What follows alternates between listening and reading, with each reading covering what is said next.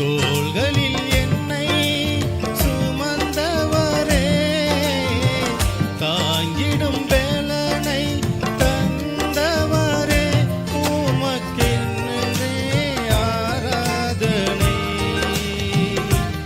என்றும் உமக்கே ஆராதனை. உம்மை விட்டு எங்கே நான் போவேன் என் தேவா, உந்தன் அன்பில் என்றும் நான் வாழ்வேன். என் கண்மலை, என் கோட்டையும், என் துருகம் நீரே, நான் நம்பிடும் என் கேடகம், என் அடைக்கலம் நீரே, உமக்கே ஆராதனை என் தேவா, உமக்கே ஆராதனை.